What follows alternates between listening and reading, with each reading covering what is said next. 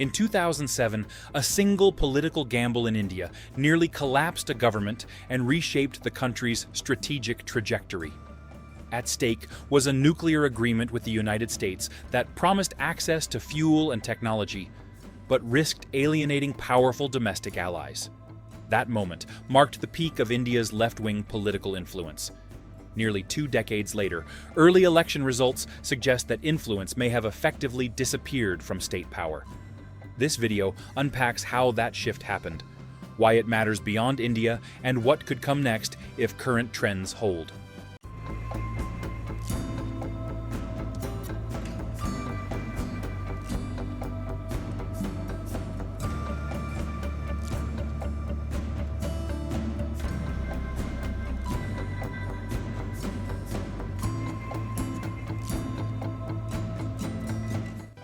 To understand the significance, you need to go back to the government of Manmohan Singh.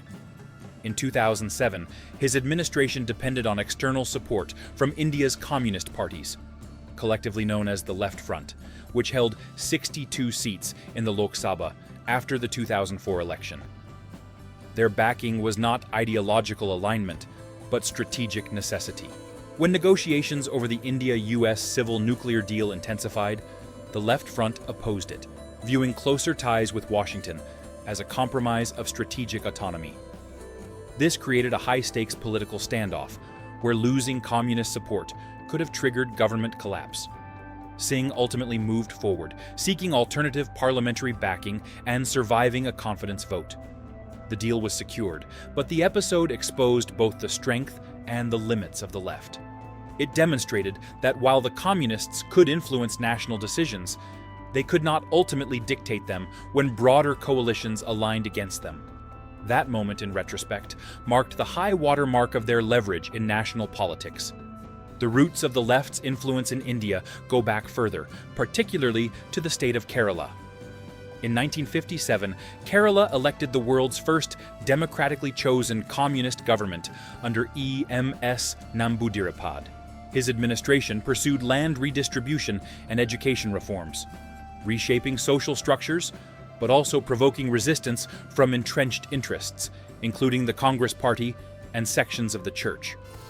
Within 2 years, the central government, led by Jawaharlal Nehru, dismissed the state government using constitutional provisions, illustrating early tensions between central authority and left-wing regional power. Despite this setback, the left consolidated regional strongholds. From 1977 to 2011, it governed West Bengal continuously. In Tripura, it held power from 1993 to 2018. In Kerala, power alternated between the Left Democratic Front and the Congress-led United Democratic Front for decades, creating a stable two-bloc system. At its peak, the left combined ideological coherence with localized governance models that emphasized welfare, land reform, and public services. However, structural shifts began eroding this base. Economic liberalization in the 1990s reduced the centrality of trade unions, particularly in industrial regions where the left had influence. At the same time, caste-based and identity-driven politics expanded in northern India, areas where the left had limited penetration. Analysts such as Rahul Verma and Rajarshi Dasgupta have argued that the left struggled to adapt to these changing dynamics, particularly in addressing caste, gender, and the evolving structure of capitalism. Recent electoral data reflects this decline. From 62 parliamentary seats in 2004, left parties now hold only 8. Regionally, their losses have been sequential. In West Bengal, Mamata Banerjee ended decades of communist rule in 2011. In Tripura, the Bharatiya Janata Party displaced the left in 2018. Kerala remained the last major state under left governance, led by Pinarayi Vijayan. Vijayan's tenure included measurable policy outcomes. His government expanded welfare programs and implemented infrastructure initiatives. During the COVID-19 pandemic, Kerala's public health response was widely noted for containment efficiency relative to other Indian states. Financial assistance programs reached approximately 5.5 million vulnerable individuals, including elderly and disabled populations. In 2021, Vijayan broke a 4-decade pattern by winning re-election, an uncommon event in Kerala's alternating political cycle. By late 2025, his administration declared the state free from extreme poverty following a targeted multi-year program. Yet, electoral momentum shifted again. Early results from the latest Kerala Assembly elections show the Congress-led United Democratic Front leading in roughly 98 of 140 seats, while the Left Democratic Front trails at around 35. If confirmed, this would mark the first time since 1977 that no Indian state is governed by a left-wing coalition. Several factors explain this reversal. Analysts like Harish Vasudevan suggest that the left's traditional image as a corrective force weakened when it became the incumbent authority. Anti-incumbency dynamics, combined with perceptions of ideological dilution, appear to have influenced voter behavior. There is also evidence that segments of the left's own support base shifted strategically to opposition parties as a form of internal correction. This raises two critical what-if scenarios. First, what if the left successfully restructures as a modern social democratic force? In this scenario, it moves beyond traditional class-based mobilization and integrates issues like inequality, jobless growth, and welfare delivery into a broader political platform. With income disparities widening and informal labor sectors expanding, there is a structural space for such a repositioning.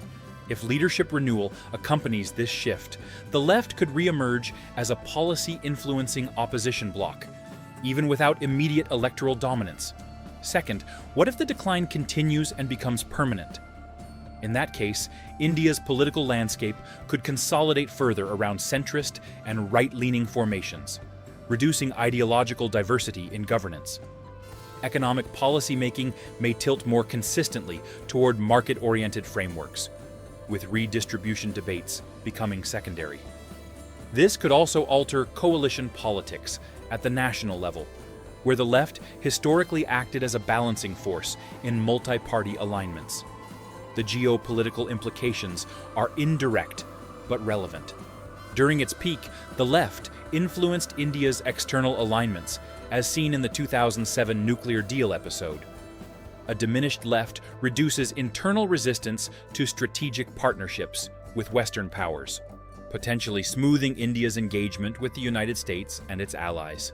At the same time, it may limit domestic debate on non-alignment principles that historically shaped India's foreign policy posture.